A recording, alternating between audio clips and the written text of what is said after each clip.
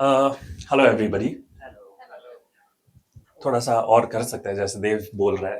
Hello everybody. नहीं नहीं, ताली मारने की सर, ताली मारने की जरूरत नहीं है अभी तक नहीं। बाद में मारना, एक दो जोक्स जो मैं बताऊंगा, क्योंकि मैं स्टैंड अप अटेम्प्ट करने वाला हूं यहाँ पे। उससे पहले मैं बताना चाहता हूँ, मैं होस्टिंग भी करता हूँ, तो what Dev is doing is a very tough job to do to keep the audience interested the whole time.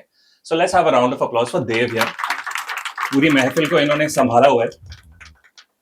और कितने कवि हैं यहाँ पर।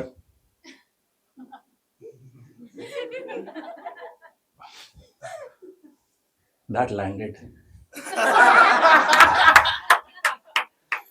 तो कितना ही दर्द है मुंबई में, मुझे लग रहा है सब लोग कविताएं लिख रहे हैं। अरे मैम, अब मेरी बारी है। ठीक है, 9 मिनट के पैसे मैंने भी दिया, मैं वसूल के जाऊंगा। फिर मैंने देखा इतने कवि हैं। मैं कविताएं लिखता था, या मैंने पिछले स्टैंड अप में भी बोला था कि मैं कविताएं लिखता था और मैं खुश हूं। फिर शॉन की स्टैंड अप देखी मैंने, तो मुझे लगा मैं कविता ही बोल लेता हूँ यार। Sorry Shaun. फिर प्रद्युमन आया अपनी कविताओं के साथ, मैंने कहा वापस स्टैंड अप ही कर लेता हूँ for both different reasons. But अब आ ही गया हूं तो 2 लाइन तो बोल ही सकता हूँ नहीं। अरे सब बोलो ना, थोड़ा फीलिंग आएगा। सुना है खुदा ने बनाया है तुम्हें, मगर सुना है खुदा ने बनाया है तुम्हें, मगर हमें तो लगता है कि तुम हो खुद खुदा जमीन पर। है ना? थोड़ी सी फीलिंग तो मेरे में भी थी। अब कम हो गई है, तो मैं स्टैंड अप अटेम्प्ट करना चाह रहा हूँ। और बेचारे शॉन ने मेहनत तो की थी। देखो, उसने मेहनत की थी, उसने थोड़ा रिसर्च किया, तो उसने बताया ऐसा फिक्शन मैंने कुछ रिसर्च नहीं किया, मैं बहुत आलसी हूं। ठीक है। शॉन ने बोला जर्मनी में चोरी हुई और डॉलर में खर्चा हुआ, मुझे समझा ही नहीं, क्योंकि जर्मनी में यूरो चलते हैं।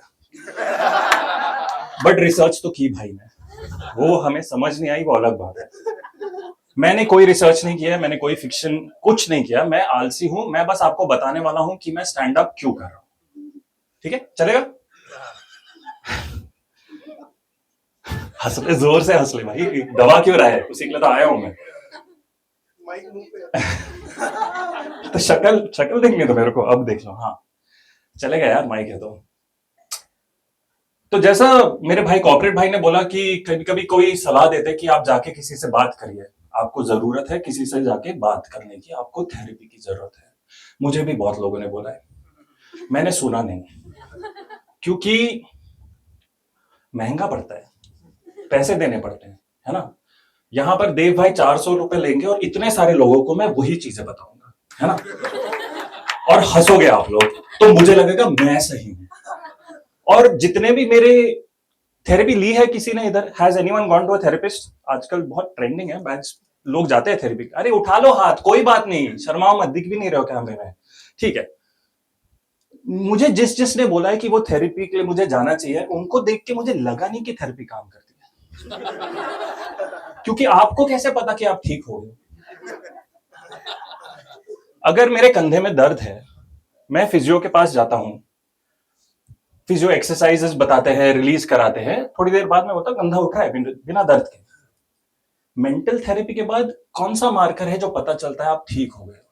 क्योंकि आपको तो पहले भी लगता था आप ठीक हो, है ना? It's okay to not be okay, तो you were okay before also. इसलिए मैं वहां नहीं जा रहा, यहां आ गया, आप लोगों को बताऊंगा कि मैं थेरेपी क्यों कर रहा हूं, सॉरी स्टैंड अप क्यों कर रहा हूं। दूसरा, मैं एक स्ट्रगलिंग एक्टर हूं, और काफी काफी सालों। इसमें क्यों हंस रहे हो यार, सच बोल रहा हूं मैं। मेरे जोक्स पे तो कम हंस रहे हो, इस पे ऑक्यूपेशन पे हंस रहे हो। कोई बात नहीं, हंस लो, मैं भी हंसता हूं कभी कभी। मैं एक स्ट्रगलिंग एक्टर हूं, काफी सालों से स्ट्रगल कर रहा हूं। तो जब आप एक स्ट्रगलिंग एक्टर होते हैं ना, आपके दोस्त या आप जिससे भी मिलते हैं या आपके रिश्तेदार जो होते हैं, वो बहुत इंटरेस्टिंग सवाल पूछते हैं। एक सवाल भाई ने शुरुआत में ही पूछ लिया, पता नहीं आपको याद है कि नहीं, जब किसी ने बोला वो एक्टर है, भाई ने क्या पूछा? काम क्या किया तुमने? सब यही पूछते हैं, काम क्या किया तुमने। और मुझे लगता है रिश्तेदार तो उसमें तड़का लगाकर पूछते हैं, काम क्या किया तुमने। लोग कहते हैं कि इंजीनियर बनो फिर डिसाइड करो कि क्या करोगे तुम लाइफ में, है ना? कई बार एक्टिंग के साथ भी ऐसा है, एक्टर बनो और फिर डिसाइड करो कि तुम क्या करोगे एक्चुअली। मेरी गलती ये है, मैंने दोनों कर दी। मैं इंजीनियर भी हूं और एक्टर भी हूं और अभी तक फिगर आउट कर रहा हूं कि क्या करने वाला हूं। दूसरा, लोग पूछते हैं जब आप बोलो मैं एक्टर हूं, भाई तो बहुत बिजी होगा यार, बहुत बिजी होगा, तेरे सेट पे इतने घंटे तो होगा, उसके बाद तेरे को पार्टी में जाना होगा, इधर जाना होगा, वहां जाना होगा। नहीं, ऐसा नहीं है। स्ट्रगलिंग एक्टर्स को कोई नहीं पूछता है। और आप जो एक्टर सोचते हो ना, शाहरुख खान, रणवीर सिंह, वो अलग लेवल है। उनको लोग पूछते हैं सर आप आइए, इंटरव्यू में आइए, उद्घाटन में आइए, हमारे शो पे आइए, बीच में एक्टिंग भी कर लीजिए, अवार्ड शो में आइए।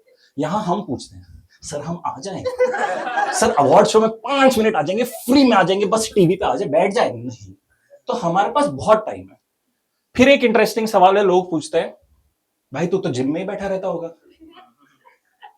तो उनको मैं ये बोलता हूं कि भाई जब तुम एक्टर का सोचते हो तो गजनी के आमिर खान, डीनो मोरिया, अर्जुन रामपाल, रणवीर सिंह, टाइगर श्रॉफ, इनके बारे में क्यों सोचते हो? तुमको सतीश कौशिक याद नहीं आते?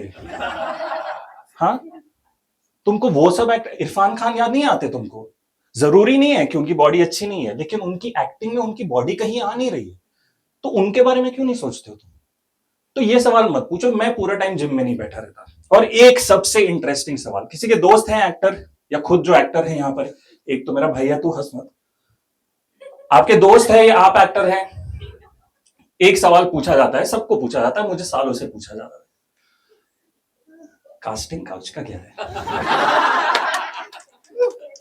बता ना। तो पहले पहले मैं बड़े ध्यान से सुनो, फक्र से बोलता था कोई कास्टिंग काउच नहीं है। मैंने जितना काम किया, और मैंने काम किया है, मैं बताऊंगा आपको बाद में, मेरिट पे किया है, कोई कास्टिंग काउच नहीं है, हक से बोला है मैंने, ठीक है। जैसे जैसे साल बढ़ते गए ना और ये सवाल वापस वापस मुझे पूछते रहे, थोड़ा सा ना ईगो हर्ट होने लगा मेरा कि मुझे कास्टिंग काउच दिखा क्यों नहीं है अभी तक, मुझसे कोई पूछ क्यों नहीं रहा, खोट मुझ में है।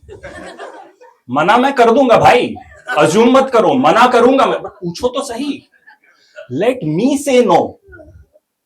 तो सालों बाद जब लोग पूछते हैं भाई कास्टिंग काउच के बारे में बताओ, मैंने कहा मैंने भी सुना है, देखा नहीं है, देखने की चाह भी नहीं है, बट कोई पूछे। ऐसे मेरे एक दोस्त से बोला था कि ये कास्टिंग डायरेक्टर जो ऐसा है ऐसा है ऐसा है, वो मतलब निकालेगा तो ही काम देगा। मैंने कहा मेरे साथ कभी भी उसने ऐसी बात नहीं, कभी भी नहीं। उसने बोला तूने काम किया इसके साथ? नहीं, उसने भी नहीं पूछा मुझे। तो ये ईगो पे बात होगी। और ये क्यों मैं आपको बता रहा हूं, क्योंकि आजकल जो स्ट्रगलिंग एक्टर्स होते हैं, जैसा मैंने कहा, वो एक्टिंग पहले चुनते हैं, उसके बाद अपना प्रोफेशन चुनते हैं। तो कई मेरे एक्टर दोस्त हैं जो अभी एंकर बन गए, मैं भी एक एंकर हूं। कई, अरे यार तुम मेरे ऑक्यूपेशन पे हंसते रहते हो। हाँ भाई 30 सेकंड बाकी है, मैंने देख लिया आपकी फ्लैश, मेरे ऑक्यूपेशन पे ही हंस रहे हैं, अगली बार मैं आके यही अपनी डिग्री बता दूंगा, उसी पे हंस लेना तुम। तो कोई दूसरे ऑक्यूपेशन में जा रहे हैं। तो एक ऐसा ऑक्यूपेशन जो बहुत पॉपुलर हो गया है ना अभी, वो है डीजेइंग का प्रोफेशन। तो बहुत सारे एक्टर हैं जो डीजे बन रहे हैं, ठीक है। और कैसे एक्टर डीजे बन रहे हैं? अर्जुन रामपाल डीजे बन गए, पता है आपको? अर्जुन रामपाल डीजे, पता है आपको? नहीं पता था? अब जान, समवन इज अवेयर या। बहुत सारी हॉट लड़कियां डीजे बन रही हैं, कंसोल पे तो बजा नहीं रही, आगे खुद बज रही हैं। अब मैंने सोचा यार ये तो मैं नहीं कर सकता, क्योंकि मैं तो कॉन्शियस हो गया हूं, आज तक कास्टिंग काउच देखा ही नहीं है, तो maybe I am not so hot. तो कहां जाऊं जहां ज्यादा हॉट लोग नहीं आते हैं और वहां अपना ट्रेड चालू करूं? तो मैं यहां आ गया। Thank you so much. Sorry.